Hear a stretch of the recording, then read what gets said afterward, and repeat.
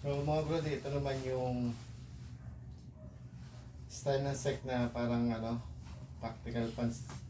Kaya deceiver siya. 1, 2, 4, 5, 6 packet niya. So ganyan pa rin yung fitting niya. Tapos yung tela nito mga brady, madulas siya. So madulas. Tapos yung bewang lang niya, yun nga, carterize. Pero yung itong pinakatela niya, so mayahambing ko to sa mga pang-office na tela na ginawa nilang rugged pang-forma. So ganito yung tela na ginamit ko.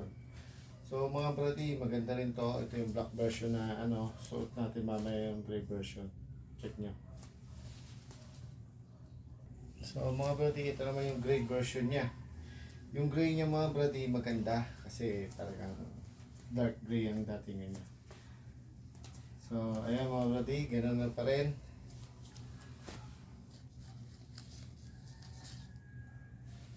Ganun pa rin yung fitting niya mga brady. So ganda siya. So again, for reference nyo, 36 to 38 ang waistline ko, double XL lang pinakuha ko.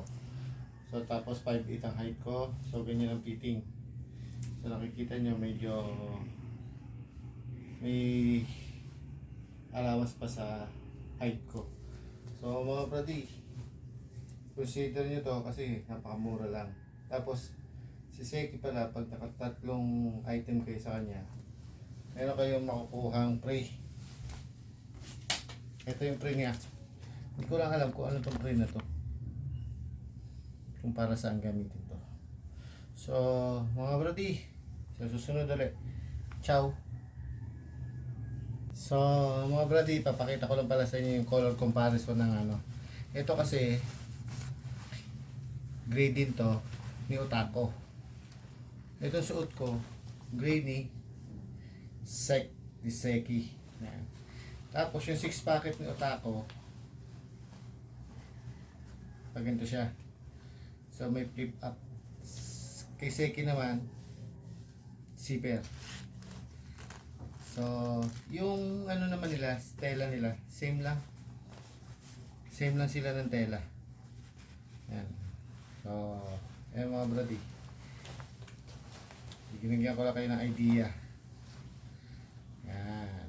So ang kakaiba lang talaga na telang ginamit, si Huklo.